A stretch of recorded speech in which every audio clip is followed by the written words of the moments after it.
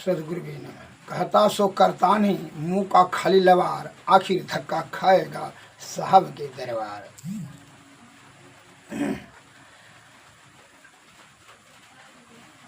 एक पुरानी कहावत है,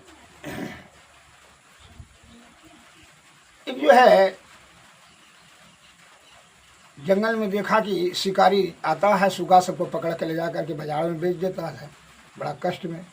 तो महात्मा जी को दया आया, तो महात्मा जी ने सभी सुगा को सिखा दिया, शिकारी आएगा, जाल बिछाएगा, दाना डालेगा, उसमें लोभ से तू फंसना नहीं। सीख लिया, महीना दिन सिखा लिया। महात्मा जी चले गए दूसरे जगह, सभी सुगा चिड़िया मैना सब बोलने लगे, शिकारी आएगा, दाना डालेगा, जाल फैलाएगा, लोभ से तू फंसना नहीं। सब सीख गए। महात्मा जी को ये बात का यकीन हो गया, विश्वास हो गया कि अब ये सब होशियार हो गया, तो चले गए। अब शिकारी जो आया तो यही सब सुग्गा बोलने लगा, शिकारी आएगा, जाल बिछाएगा, दाना डालेगा, लोभ से फंसना नहीं। शिकारी को संदेह हो गया कि ये सब तो बड़ा होशियार हो गया है, कोई होशियार आदमी इसको सिखा दिया, नहीं फंसेगा।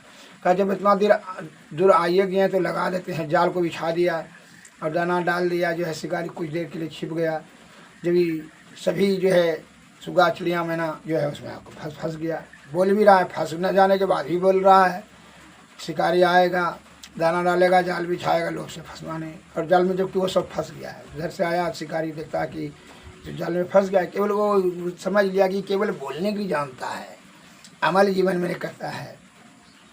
शिकारी ले जा करके उसको बाजार में बेच दिया। इसी प्रकार जो है विषय भोगी प्राणी बहुत लंबा चौड़ा खाली बयान देगा।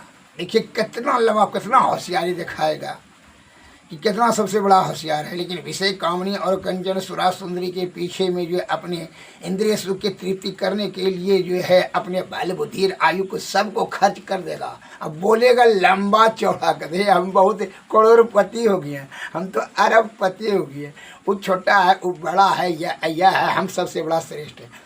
नाना प्रकार का लंबा चौड़ा छोड़ेगा। जो साधु महात्मा भीख मांगता है वो तो निंदा करे, खाली संत महात्माओं का, सत्संग का और जो है भगवान का भी, माता पिता का तिरस्कार करा, गुरुजनों का, ज्ञानी ध्यानियों का जो है निंदा करने में वो कभी चूक नहीं करेगा, खाली निंदा करेगा वो, और अपना अपना प्रशंसा करेगा।